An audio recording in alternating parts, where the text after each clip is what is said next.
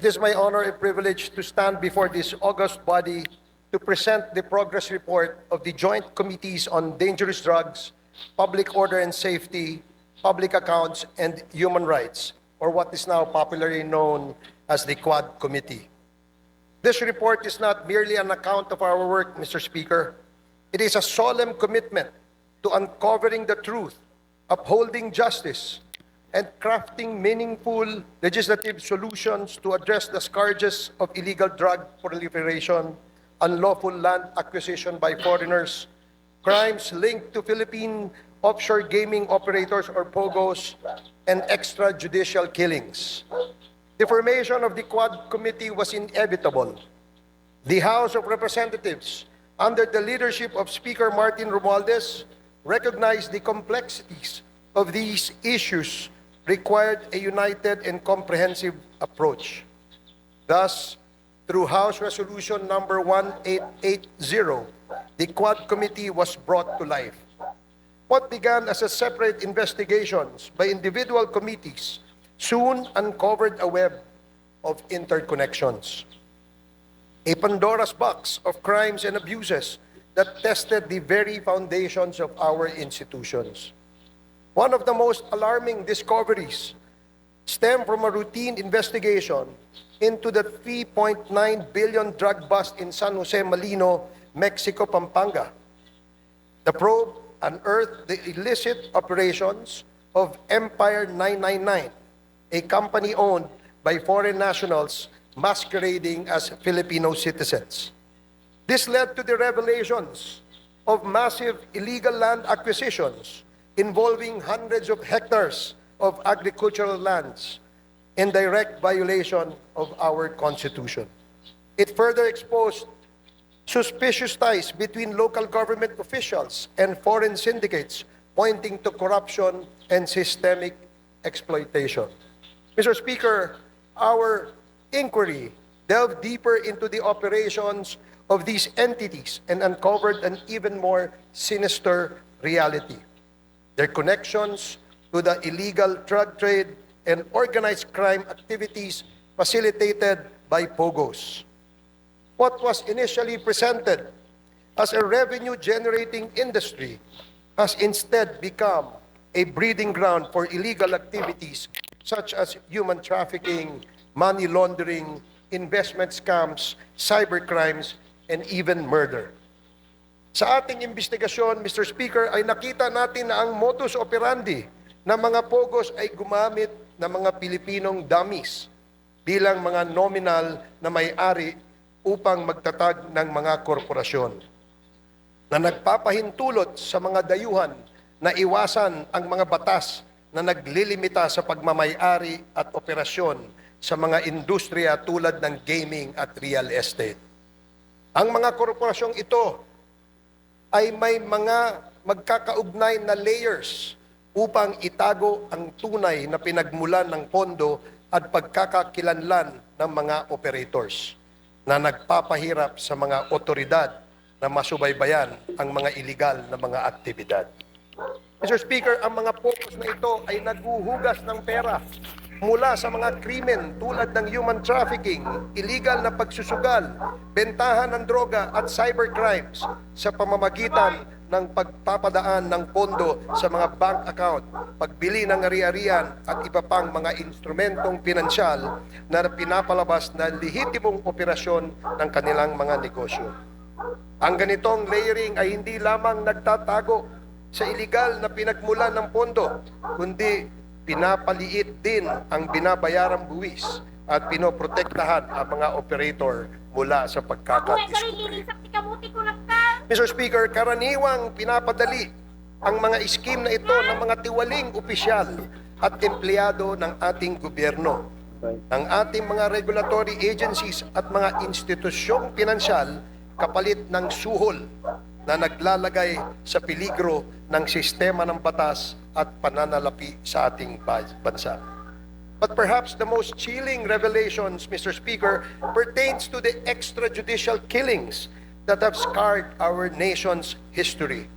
The investigations brought to light a harrowing narrative of abuse of power and institutional impunity during the Duterte administration.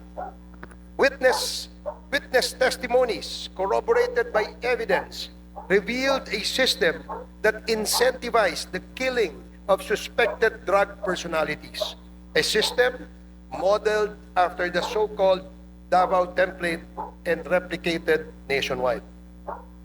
Mr. Speaker, this is not merely a report of the past wrongdoings, but a call to action. The Quad Committee has responded by filing concrete legislative measures aimed at addressing the gaps in our legal framework. Number one, House Bill number 10986, classifying and penalizing extrajudicial killings as heinous crime while providing reparations for its victims. Number two, House Bill number 10987, prohibiting all forms of offshore gaming operations in the country with severe penalties for violations. Number three, House Bill number 11043, allowing civil forfeiture of unlawfully acquired real estate properties by foreign nationals. Number four, House Bill number 11117, providing for the administrative cancellation of birth certificates fraudulently obtained by foreign nationals. In addition to these proposed bills, Mr. Speaker, our inquiries have already yielded significant actions. Number one, the Joint Committee inquiry prompted authorities to reopen investigations into the murders of Police General Wesley Barayuga, former Albuera Leyte Mayor Rolando Espinosa, and 3 Chinese nationals killed inside the Davao prison in Penal Farm. Two, the certificate of registration of or incorporation of Empire 999 Realty Corporation was revoked by the SEC.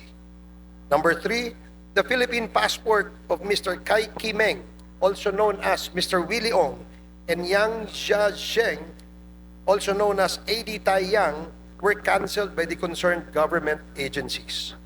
The findings of the Joint Committee led to the filing of legal cases against Go Waping, also known as Alice Leal Go, including charges of human trafficking and graft and corruption. Number five, the chairperson of the PAOK directed the Anti-Money Laundering Council to file for court-issued freeze orders or provisional asset preservation orders against assets linked to unlawful activities. These include the following corporations: Lucky South Limited Corporation, Whirlwind Corporation, Biancham Holdings and Trading Incorporated, Empire 999 Realty Corporation, Sunflare Industrial Supply Corporation, Yatay Industrial Park Incorporated, Mexico 999 Industry Realty and Development Corporation. These actions underscore the progress achieved through our investigations in addressing systemic crimes and abuses. We have also recommended, Mr. Speaker, amendments to relevant laws, including the Anti-Money Laundering Act, the Anti-Trafficking in Persons Act, the Civil Registry Law, the Anti-Dummy Law, the Bank Secrecy Law, the New Philippine Passport Act, the Comprehensive Dangerous Drugs Act, the Cybercrime Prevention Act, the Tariff and Customs Code, the Revised Corporation Code, and the Local Government Code, among others.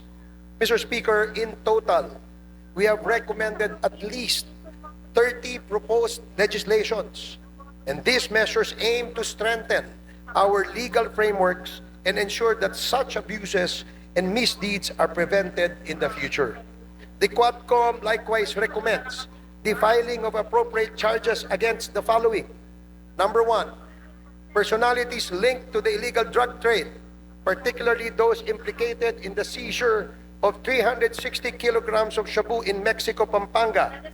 Kai Kimeng, alias also known as Willie Ong, Yang Jiazheng, also known as A.D. Tai Yang, Mayor Teddy Tumang, and all the incorporators of Empire 999. Number two, perpetrators of crimes against humanity under Section 6 of Republic Act 9851 or the Philippine Act on Crimes Against International Humanitarian Law, Genocide, and Other Crimes Against Humanity. former President Rodrigo Roa Duterte, Senator Roland Bato de la Rosa, Senator Christopher Lawrence Bongo, former PNP Chief Oscar David Albayalde, former PNP Chief Debold Sinas, Police Colonel Royina Garma, Police Colonel Edilberto Leonardo, and Hermina Muking Espino. Number 3, the co-conspirators in the murder of Chu Kintung, Li Lanyang, and Wong Mengpin, the 3 Chinese nationals killed inside the Davao Penal Prison and Penal Farm on August 13 of 2016. Former President Rodrigo Roa Duterte, Police Colonel Royina Garma, Police Colonel Edilberto Leonardo, SPO4 Arthur Narsolis, and Superintendent Gerardo Padilla. Number 4, individuals involved in the murder of General Wesley Barayuga, Police Colonel Royina Garma, Police Colonel Edilberto Leonardo, Police Lieutenant Colonel Santi Mendoza, former PNP Officer Nelson Mariano, PSMS Jeremy Tox Kausapin, and Juan alias Loloy. Moreover, Mr. Speaker, further investigations should be conducted against, but not limited to, the following individuals. Number 1, personalities implicated in the illegal drug trade in relation to the revelations provided by resource persons Jimmy Guban and Mark Taguba, Representative Paulo Duterte, Councilor Nilo Abilera Jr., Mr. Paul Gutierrez, Mr. Benny Antiporda, Mr. Jojo Bacud, a certain Tita Nani, and Mr. Allen Capuyan. Number 2, personalities identified to be involved in the illegal drug trade during the course of the legislative hearings: Hong Mingyang, also known as Michael Yang; Wei Xiong Lin, also known as Alan Lim; Charlie Tan, and Mr. Sammy Uy. Number 3, personalities involved in POGO-related illegal activities: Attorney Herminio Harry Roque Jr., Catherine Cassandra Leong, Go Waping, or also known as Alice Leal Go, Yang Jian Sin, also known as Tony Yang, and Hong Jiang Yang, the younger brother of Tony Yang and Michael Yang. Mr. Speaker, our work is far from over. The Quad Committee's progress thus far is a testament to what we can achieve when we confront corruption and criminality with courage and resolve. However, it also underscores the magnitude of the challenges we face. This is a defining moment for this Congress, Mr. Speaker. It is an opportunity to uphold the rule of law, protect our nation's sovereignty, and deliver justice to those who have been wronged. I urge my fellow legislators to give this report the attention it deserves and to support the proposed measures that will ensure these injustices are never repeated.